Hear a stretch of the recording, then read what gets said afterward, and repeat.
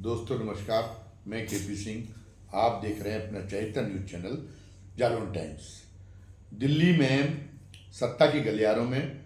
हलचलें बड़ी तेज हैं। एक दिन पहले भारतीय जनता पार्टी के निवर्तमान अध्यक्ष जेपी नड्डा के आवास पर देर रात एक बड़ी महत्वपूर्ण बैठक हुई, जिस बैठक में राजनाथ सिंह शामिल हुए, अमित शाह शामिल हुए और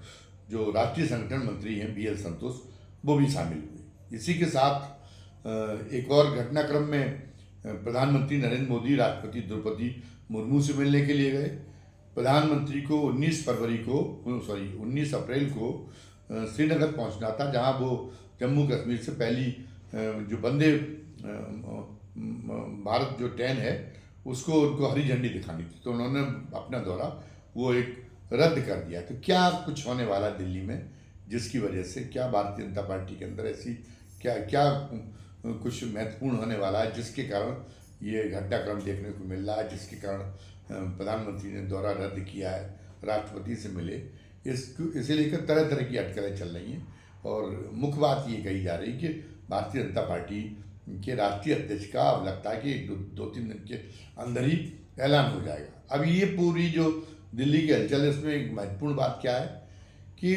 राजनाथ सिंह शिल्पकार थे उस रणनीति के जिसके तहत नरेंद्र मोदी को प्रधानमंत्री पद के लिए प्रोजेक्ट किया गया था। हालांकि कहा यह भी जाता है कि राजनाथ सिंह को ये भी अनुमान था कि नरेंद्र के पहले तो भारतीय जनता पार्टी की स्थिति इतनी अच्छी नहीं है। 2014 के लोकसभा चुनाव की मैं बात कर रहा हूँ। राजनाथ सिंह अंदाजा ये किए हुए थे कि भारतीय जनता पार्टी की स्थिति इतनी अच्छी नहीं कि उसको अकेली दम पर बहुमत मिल जाए। तो वो जैसे अटल जी ने सरकार चलाई गठबंधन की, वैसी भारतीय जनता पार्टी को गठबंधन की सरकार चलानी पड़ेगी। और उस गठबंधन की सरकार में उस समय नीतीश कुमार के तेवर बड़े बिगड़े हुए थे। तो ये राजनाथ सिंह को ये भी था, और राजनाथ सिंह का अकेला ये कयास नहीं था। राजनीतिक प्रेक्षक भी ये मान रहे थे कि नरेंद्र मोदी के नाम पर सहमति नहीं हो पाएगी, भले ही संघ ने उनको प्रधानमंत्री के चेहरे के रूप में प्रोजेक्ट कर दिया हो। और उसके बाद में ये था कि राजनाथ सिंह को लग रहा था कि इसके बाद में उनके नाम पर सहमति बनेगी। सहयोगी दलों का विश्वास अर्जित करने के लिए संघ को भी झुकना पड़ेगा और उनके नाम पर सहमति बन जाएगी। लेकिन अप्रत्याशित रूप से भारतीय जनता पार्टी को पूर्ण बहुमत भी बन गया और निष्कंटक तौर पर नरेंद्र मोदी जो है प्रधानमंत्री बन गए। तो नरेंद्र मोदी की तो गिनती जो है बहुत ही चतुर राजनीतिक में होती, वो तो सारी चीज़ों को बहुत जल्दी भांप लेते। तो ये उस समय ये माना गया था कि उन्होंने भी राजनाथ सिंह की जो अंदर ही अंदर इस तरह की जो महत्वाकांक्षा थी, जिसमें उनको किनारे लगाने का जो है की योजना शामिल रही थी,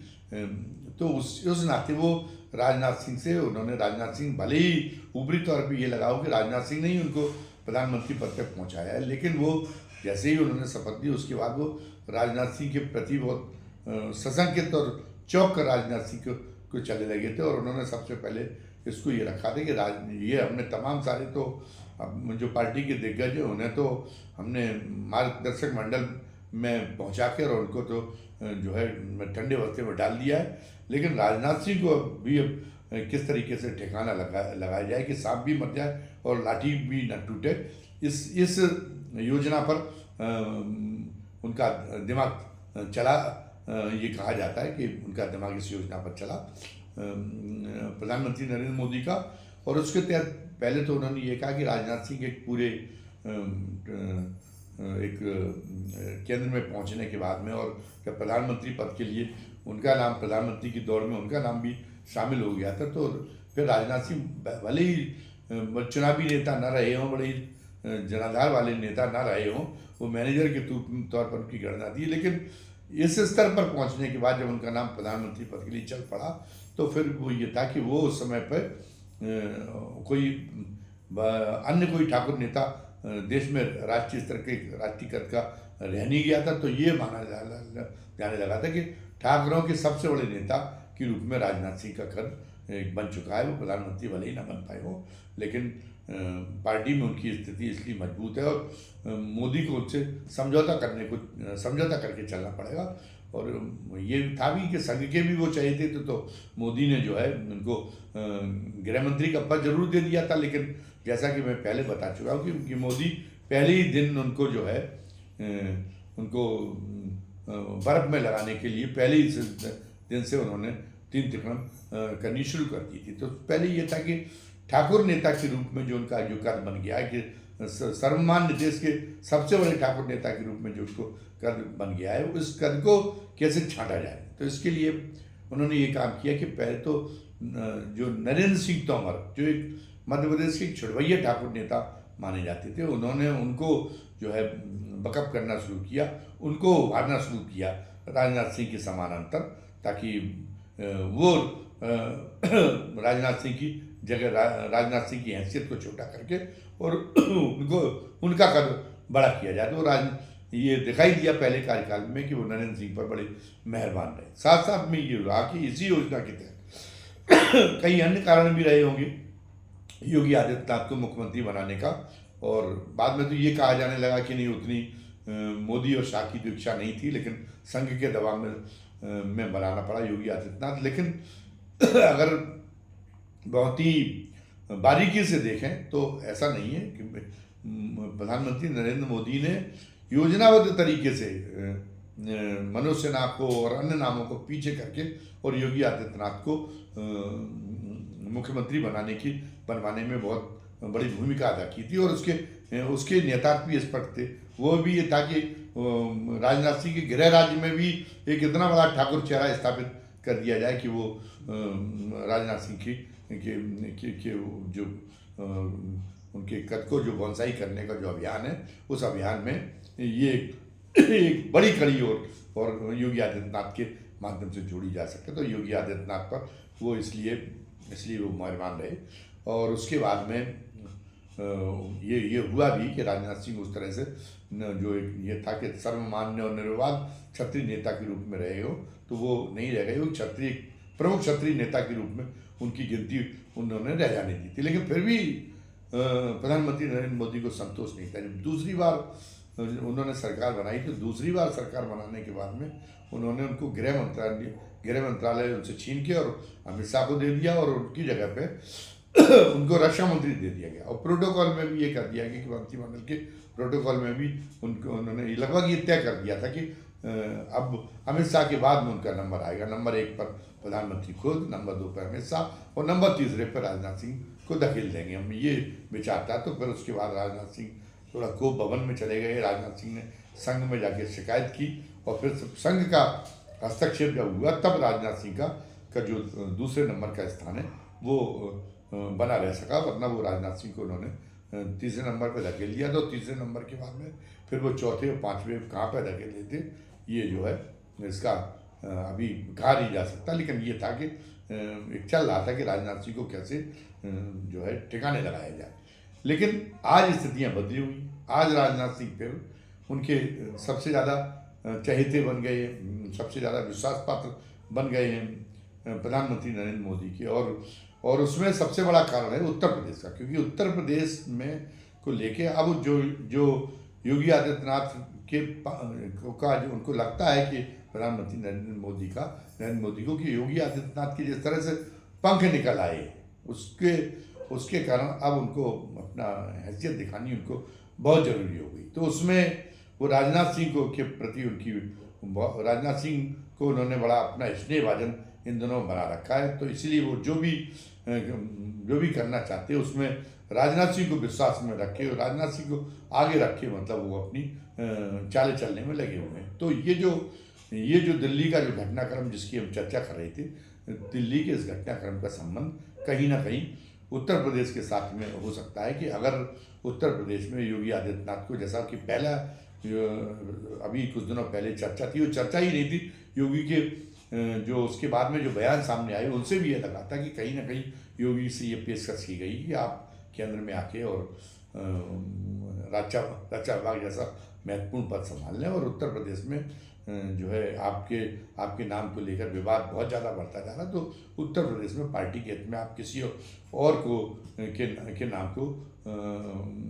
मंजूरी दिलाने में सहयोग करें। तो इससे योगी जो है छटपटा गए थे, और योगी ने उसके बाद में कहा था कि मैं तो दिल्ली नहीं जाना चाहता, मैं तो जो है ये चाहता हूँ कि जो पार्टी ने मुझे ये सौंपा है उत्तर प्रदेश की जनता के का सेवा का दायित्व, इस दायित्व को निभाते निभाते अपने मठ में वापस चला जाऊँ। और फिर उन्होंने उसके बाद में केंद्र को आश्वस्त करने की का भी कोशिश की, और उसकी जो शंकाएं हैं उसके निवारण के लिए उन्होंने ये भी कह दिया कि नहीं, मैं तो केंद्र में जो है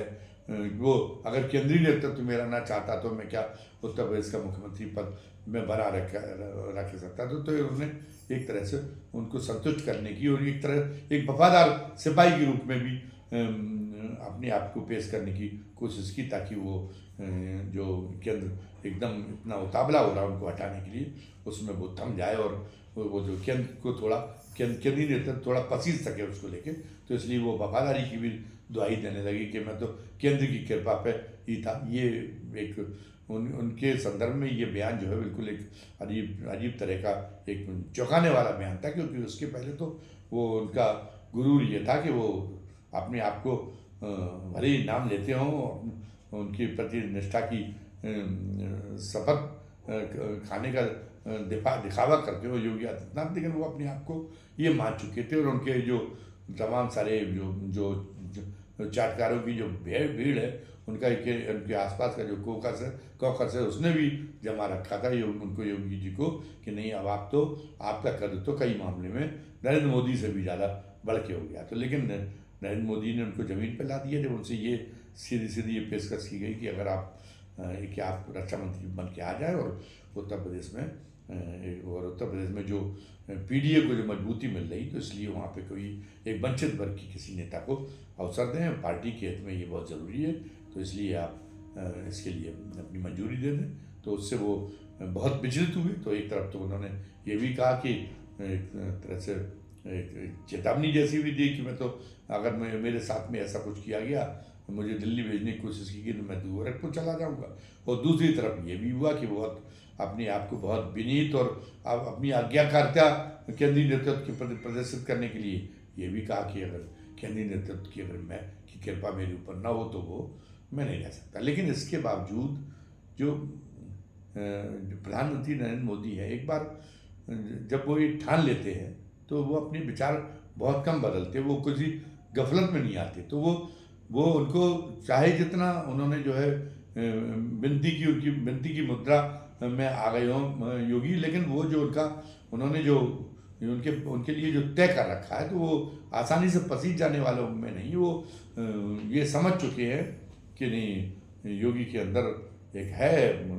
जो है उनका स्थान लेने की जो है एक बहुत उनके अंदर वो एक जो कटिबद्धता है, तो ये उनसे ये बर्दाश्त नहीं हुआ। तो इसलिए वो पसीजे नहीं है। और इसका प्रदर्शन हाल की घटनाओं में हुआ है, जब उन्होंने देखा कि ये जो है वो जो मामला था उसका जो वाराणसी में एक बेटी के साथ में 23 दरिंदों ने जो कार्रवाई की थी, तो उसको लेकर उन्होंने वाराणसी के पुलिस अधिकारियों से जब वाराणसी पहुंचे तो सीधे बात की। एक तरह से ये योगी को आभास कराने का था कि अब आपकी क्षमताओं पर भरोसा नहीं रह गया है, तो इसलिए हमारे निर्वाचन क्षेत्र का मामला है तो हमें अब खुद ही कमान अपने हाथ में लेनी पड़ेगी ये स्थितियाँ ठीक करने के लिए। ये उन्होंने योगी को जता दिया था, योगी के प्रति अपनी अपेक्षा और योगी के प्रति और जो उनका जो उनके मन में जो एक खटास हो गई थी, और योगी जी को उन्होंने ये मान लिया था कि क्षमतावान नहीं, तो उसका एक प्रदर्शन तो उन्होंने कर ही दिया था। अब एक दूसरा एक और मामला है, वो मामला है आगरा का मामला। आगरा के मामले में योगी जी ने के अंदर सबसे बड़ी कमी है जातीय अहंकार की। तो जो राणा सांगा का जो मामला है वो योगी जी चाहते थे, अगर वो उनके अंदर इतना उग्र जातीय अहंकार ना होता तो इसको बड़ी सूझबूझ की तरीके से निपटाया जा सकता था। और ये इस मामले को इसकी ये बेहतर ये था कि इस मामले की उपेक्षा कर दी जाती, इसको कोई खास संज्ञान में न लिया जाता। लेकिन योगी ने क्या काम किया कि योगी ने कहा कि आप जो है एक दलित नेता ने एक इतने बड़े क्षत्रिय आइकॉन को चुनौती देने का साथ किया, तो ये योगी से ये बर्दाश्त नहीं हुआ। और उसी का नतीजा ये कि करणी सेना दुस्साहस दुस्साहसिक प्रदर्शन वहाँ पे कर पाई। और वहाँ पे उससे भी बुरी बात ये हुई कि उसके बाद में वो जो है करनी सेना में शामिल होने जो लोग आए थे उनमें से कुछ लोगों ने जो है ये कह दिया कि हम अखिलेश को गोली मार देंगे। तो अब अखिलेश को शहीद होने का मौका मिल गया। तो अब तो वो जो जो जो पीडीए का जो उनका अभियान था, उस अभियान में इसने बड़ा कैटालिस्ट का काम किया। जो करनी सेना की जो कुछ उन्होंने यूट्यूबर्स ने उसको बढ़ चढ़ के उसको दिखाया, तो ये हो गया। उन्होंने जहाँ ये आवेश में काम कर रहे थे योगी, वहाँ एक सदे हुए राजनीतिक की तरह, मतलब वो अपना बहुत ही संयमित तरीके से इस मामले को जो है इस मामले को अपने पक्ष में केस कराने के लिए अखिलेश लग गई। ये उनकी सूझबूझ देखने को मिली। वो राम गोपाल यादव ने और शिवपाल ने उनको, जो उनके चाचा है, उनको बड़ा उकसाने जैसी कोशिश की, लेकिन वो उकसाने में नहीं आई। उन्होंने तो पहले तो उन्होंने अपने रामजीलाल सुमन की तरफदारी तो की, लेकिन साथ साथ में रामजीलाल सुमन और उसके बाद में एक रणजीत सरोज का भी बयान आया था, इनको एक हिदायत भी दी कि नहीं, हम लोगों को गरीबी, बेरोजगारी, बढ़ते अपराध, इनके मुद्दे उठाना चाहिए। इतिहास में दोनों तरह की बातें, इतिहास में बहुत ज़्यादा उलझना नहीं चाहिए। तो एक तो उन्होंने ये कह दिया। दूसरी तरफ उन्होंने कहा कि मैं 19 अप्रैल को जो है जाऊंगा और बिना किसी तामझाम के रामजीलाल सुमन के घर पे मैं जाऊंगा। उनके घर पे जो हमला हुआ है उसके लिए उनको सांत्वना देने के लिए जाऊंगा। तो उनको ये था कि उसके बाद में अगर वो भड़के करनी सेना तो फिर हमें इसका फ़ायदा और ज़्यादा मिलेगा। जो दलित वोट एक बार दुविधा में रहता था कि हम सपा का साथ दें या न दें, वो दलित वोटों को जो अपने साथ जोड़ने का जो उसका अभियान, जो उसमें गति मिली रामजीलाल सुमन के हमले से, तो उन्होंने कहा कि उसको जाके उस गति को और ज़्यादा उसको और ज़्यादा रफ्तार देने के लिए उस प्रक्रिया को, मतलब उन्होंने रामजीलाल सुमन के देने की योजना बनाई। लेकिन उन्होंने कोई वहाँ पे आपा नहीं खोया। उन्होंने एक बात, ठाकुर भी नाराज ना हो जाए उसकी वजह से, उसको लेके वो एक बात उन्होंने और कही है कि मैं महाराजा किसी एक जात के नहीं होते, महाराजा सभी के होते हो, मैं महाराजाओं के खिलाफ नहीं हूँ, मैं तो महाराजाओं का सम्मान करता हूँ। मेरी जो जब सरकार थी तो मैं तो हेरिटेज पॉलिसी लेकर आने वाला था। उस समय कई राजा हमसे मिले थे, तो हमने राजाओं से कहा था कि जैसे राजस्थान में आप लोगों को आपकी रजिस्ट्री कर दी गई, आपके किलों की, आपकी तमाम सारी संपत्ति की, बस हम उत्तर प्रदेश में भी करना चाहते, तो आप उसमें थोड़ा हमारा सहयोग करें, आप हमको सुझाव दें। तो वो कह रहे थे हम तो हेरिटेज पॉलिसी लाने के पक्ष में है, ताकि राजाओं को उनका सम्मान मिल जाए। तो अब जो ठाकुर हैं वो तो उनके अंदर भी आज भी बहुत ज़्यादा क्षत्रिय समाज के अंदर राजभक्ति आज भी बहुत ज़्यादा है। तो इस तरह से उन्होंने जो योगी जैसा काम नहीं किया कि एक तरफा मामला हो जाए। उन्होंने एक तरफ से जहाँ पे दलितों की सहानुभूति प्रदर्शित करने की कोशिश की, साथ साथ में उन्होंने ये भी दावे चलाए कि ठाकुर भी वो जो हेरिटेज पॉलिसी की चर्चा करके वो ठाकुरों को भी अपने साथ जोड़े रख सके, ठाकुरों को भी अपने खिलाफ न होने दें। तो ये जो है इस पूरी जो उनकी बहुत ही शानदार जो रणनीति है उसको केंद्रीय नेतृत्व महसूस कर रहा है और उसको अप्रिशिएट भी कर रहा है। केंद्रीय नेतृत्व का एक मामले में यह है कि भारतीय जनता पार्टी का केंद्रीय नेतृत्व कि वो अखिलेश की जो बढ़त है उससे फिलहाल वो जो है वो कोई चिंतित नहीं है, बल्कि उसे अखिलेश को जो बढ़त मिल रही है, अखिलेश जिस तरीके से ज़्यादा अपनी ताकत बढ़ाते जा रहे हो और प्रमुख विपक्षी दल विपक्ष की जो धुरी बनने की ओर जो उनकी अग्रसरता है, उससे वो जो है बहुत अंदर ही अंदर उनका जो है मन में लड्डू फूट रहे भारतीय जनता पार्टी के केंद्रीय नेतृत्व के, क्योंकि वो ये चाहती कांग्रेस आगे नहीं बढ़े। लेकिन अभी उन्होंने उड़ीसा में गए अखिलेश यादव इस ढंग की ये बातें कही, तो वो अखिलेश की इन बातों से बड़ी प्रसन्न है। और यही इसी का नतीजा है कि रेखा गुप्ता से, जो दिल्ली की मुख्यमंत्री जिन्होंने टोटी चोर कह दिया था अखिलेश को, उनसे रेखा गुप्ता से उन्होंने अखिलेश को माफ़ी मंगवा दी। अखिलेश के जरिए वो योगी को भी भारतीय जनता पार्टी का केंद्रीय नेतृत्व लगता है कि निपटाना चाहता है, और साथ साथ में कांग्रेस को भी जो है, कांग्रेस के भी हौसले पस्त कर देना चाहता है कि कांग्रेस का जो राहुल गांधी के मुकाबले जो भारतीय जनता पार्टी के विकल्प के रूप में लोग अखिलेश को देखने लगे, उससे कांग्रेस का नुकसान हो, क्योंकि उन्हें पता है कि राष्ट्रीय स्तर पर अभी भी कलेवर, राष्ट्रीय स्तर का कलेवर अभी भी कांग्रेस का है, तो प्रमुख प्रतिद्वंदी दल कांग्रेस ही है। तो कांग्रेस को जो है उसका कांग्रेस का कांटा निकालने के लिए वो अखिलेश का सहयोग करना, इस समय अखिलेश का कद बढ़ाना उसको एक मुफीद मान रहे। तो ये लग रहा है कि योगी अखिलेश से चाहे जितना आग बबूला हो, योगी चाहे अखिलेश से चाहे जितना कंपटीशन मान रहे हो, जो अखिलेश की जड़ें उखाड़ने की चाहे जितनी कोशिश कर रहे हो, लेकिन केंद्र की नीति इस मामले में, भारतीय जनता पार्टी के केंद्रीय नेतृत्व की नीति इस मामले में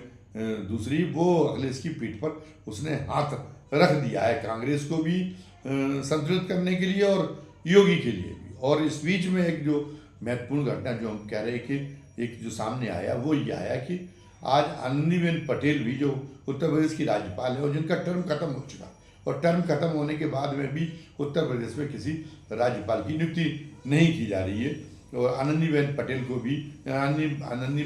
ही बरकरार रखा जा रहा है, क्योंकि वो प्रधानमंत्री नरेंद्र मोदी की बहुत ही ज़्यादा विश्वास पात्र हैं, और वो प्रधानमंत्री नरेंद्र उनको रखा ही उत्तर प्रदेश में रखा इसलिए गया कि ताकि वो योगी की गतिविधियों के बारे में पूरी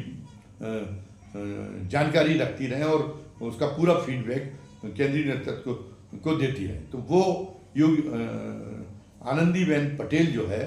वो वहाँ पे पहुँची हैं और उन्होंने केंद्रीय गृह मंत्री से मुलाकात की है, और चूँकि उत्तर प्रदेश की राज्यपाल है तो निश्चित रूप से उन्होंने उत्तर प्रदेश के पूरे घटनाक्रम की जानकारी दी होगी कि, और उसमें इस बात की भी चर्चा हो गई योगी के रवैये से कैसे दलित और पिछड़ों में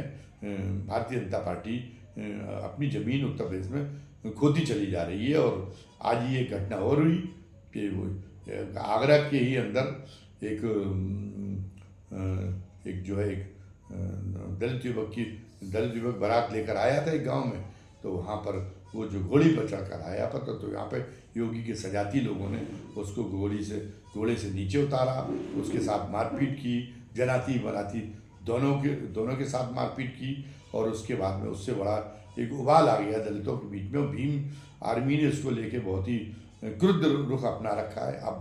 अब योगी की ऐसे तो योगी जब मुख्यमंत्री बने थे तब ऐसी घटना कासगंज में हुई थी और फिर कई जगह पे घटना हुई, लेकिन योगी जी ऐसे मामले में न तो योगी जी को बुलडोजर चलवाने की याद आती है, ना ही कोई और कड़ी कार्रवाई करने की याद आती है। आज बहुत हद से हद ये होता है कि ससम्मान जो आरोपित लोग किए जाते हैं उनको ससम्मान गिरफ्तार करा लिया जाता है, और उसके बाद में वो मुकदमा, तो उनको पता है कि माहौल जिस ढंग से उत्तर प्रदेश में बना रखा है उसमें तो कोई दलित शायद ही है कि वो किसी ठाकुर के खिलाफ मुकदमे को अपनी तार्किक परिणति पर ले जा सके। तो इसका भी मैसेज, ये आगरा की जो घटना है इसका भी मैसेज बहुत बुरा गया है भारतीय जनता पार्टी की जो के बारे में, जो वंचितों में बहुत ज़्यादा धारणा खराब करने वाला ये मामला भी सिद्ध हुआ है। तो ये जो है आनंदीबेन पटेल ने इस बारे में औपचारिक रूप से तो चूँकि अपनी पार्टी की सरकार है उत्तर प्रदेश में, इसलिए औपचारिक रूप से तो गवर्नर साहिबा रिपोर्ट नहीं देंगे उनके खिलाफ, लेकिन अनौपचारिक रूप से उन्होंने केंद्रीय गृह मंत्री को इस मामले में पूरी तरीके से ब्रीफ किया होगा कि जो सामाजिक आधार, एक तो मुसलमान हमारे खिलाफ है ही, और हिंदुओं में जो सामाजिक आधार बढ़ाने की जो हमारी जो जुगत है और जो संघ जो उसके लिए मशक्क़त कर रहा है और पूरा पार्टी का केंद्रीय नेतृत्व मशक्क़त कर रहा है, उसमें योगी जी के कारनामों से पूरी की पूरी तरह से वो मटियामेट हुआ जा रहा है, ये उन्होंने समझाया हुआ। तो अब लोग जो कड़ियाँ जो दिल्ली में जो घटनाक्रम चल रहा है उसकी जो कड़ियाँ लोग जोड़ रहे हैं, तो उस कड़ियाँ जोड़ने में ये है कि ये एक तरफ तो ठाकुर वोटों की, एक तरफ तो ये है कि राष्ट्रीय नेतृत्व उनको चुनना है, उसमें लगभग अब सहमति बनाने की तरफ आ गया भारतीय जनता पार्टी का जो केंद्रीय नेतृत्व वो सहमति बनाने की तरफ आ गया है। और उसमें राजनाथ सिंह की सबसे बड़ी उपयोगिता ये है उत्तर प्रदेश के साथ साथ राष्ट्रीय अध्यक्ष बनाने के मामले में कि आज भी वो संघ के जो शीर्षस्थ लोग हैं, शीर्षस्थ पदाधिकारी, उनके आज भी बहुत घनिष्ठ संपर्क में हैं। आज भी वो लोग संघ के लोग उनको अपना आदमी मानते हैं। तो संघ और मोदी साहब के बीच में मध्यस्थता कराने में उनकी उपयोगिता हो सकती है, और वो उनका उपयोग जहाँ तक है पर्दे के पीछे से किया ही जा रहा होगा। दूसरी बात यह है कि जो राष्ट्रीय नेतृत्व बनाने के साथ में पूरा एक पैकेज है बदलाव का, जिसमें बहुत सारे ये चर्चा चल रही कि बहुत सारे जो संगठन के लोग हैं उनको सरकार में ले जाने की, और जो सरकार में बैठे लोग हैं उनको संगठन में लाने की मंशा भी इसमें है। तो इस मंशा पे भी वहाँ ये डिस्कशन हुआ, ये पूरा घटनाक्रम इस मंशा से भी जुड़ा हुआ है, और इसीलिए प्रधानमंत्री उनसे मिले हैं द्रौपदी मुर्मू से कि वो मंत्रिमंडल के संभावित उथल पुथल के बारे में, जो संभावित फेरबदल है उसके बारे में उन्होंने चर्चा की होगी, और उसमें एकदम जो है निर्णायक रूप से ये कहने का भी लगता अनुमान ये होता है कि इन्हीं 2-3 दिन के अंदर जैसी राष्ट्रीय अध्यक्ष चुना जाता है, जैसी केंद्रीय मंत्रिमंडल में फेरबदल अनाउंस होता है, उसी के साथ प्रथमी योगी को निर्णायक तौर पर, ये नहीं कि उनसे राय ली जाने की, उनकी मंशा जानने की कोशिश की जाए, उन्हें सीधा आदेशात्मक तौर पर ये कहने का इरादा बना लिया गया कि अब आप को केंद्रीय मंत्रिमंडल में भूमिका दी जा रही है, और आप जो है एक पार्टी के प्रति अपनी निष्ठा प्रदर्शित करने के लिए इस प्रस्ताव को बिना नानो करके स्वीकार करके आप दिल्ली आ जाए। और इस तरह से अगर योगी इसके बावजूद भी कुछ जो है ना नुकुर करते हैं, कुछ जो है वो थोड़ा सा बगावती जैसा तेवर दिखाते या रूठने जैसा तेवर दिखाते, तो उससे ठाकुर वोटों की उत्तर प्रदेश के अंदर कोई क्षति ना हो ठाकुर वोटरों को। तो राजनाथ सिंह की एक उपयोगिता उस मोर्चे पर भी है। तो इसलिए राजनाथ सिंह को बहुत सादे रखा जा रहा है, राजनाथ सिंह को बहुत भाव मिल रहा है, और अंतिम दिनों में राजनाथ सिंह को इतना सम्मान और इतना भाव मिलने से राजनाथ सिंह की आत्मा भी हम महसूस करते हैं कि वो जो बीच में वो काफ़ी कुंठित जैसे हो गए थे, बड़े वो तृप्त हो रहे होंगे, वो भी जो है वो अपने आप को बड़ा कृतार्थ अनुभव कर रहे होंगे। और राजनाथ सिंह के जीवन का एक बड़ा सपना ये है कि वो अपनी जीते जी अपने पुत्रों को भी पुनर्वासित कर दें। तो राजनाथ सिंह के जो पुत्र अभी जो विधायक हैं, दूसरी पार्टी के दूसरे नेताओं के तो पुत्र उन्होंने समायोजित किए। कल्याण सिंह के लड़के का तो संदीप सिंह को तो बेसिक शिक्षा राज्य मंत्री बना रखा है, लेकिन वो इन पर मेहरबान नहीं हो रहे पंकज पर, जो राजनाथ सिंह के सुपुत्र हैं। तो ये सौदेबाजी के तहत ये है कि राजनाथ सिंह की ये इच्छा भी की भी पूर्ति इस बीच में कर दी जाए कि वो जो उत्तर प्रदेश में जो नया मंत्रिमंडल, अगर उत्तर प्रदेश में कोई बदलाव होता है और उत्तर प्रदेश में कोई नया मुख्यमंत्री आता है, तो फिर ये भी देखने को मिल सकता है कि पंकज सिंह भी जो है कैबिनेट मंत्री पद को उस नए मंत्रिमंडल में सुशोभित कर रहे होंगे। फिलहाल ये सारी अटकलें हैं, सारा अनुमान है, और आप हमारे इन अनुमानों से कहाँ तक सहमत हैं, और या आपके अनुमान क्या है इस बारे में, ये हमें इंतज़ार रहेगा कि आप कमेंट बॉक्स में इसको ज़रूर लिखें। तो हमारे इस चैनल के प्रति लोगों के रुझान में और आपकी मदद और हमें बढ़ोतरी करने वाली साबित होगी। बस आज की वीडियो में इतना ही। जय हिंद, जय भारत।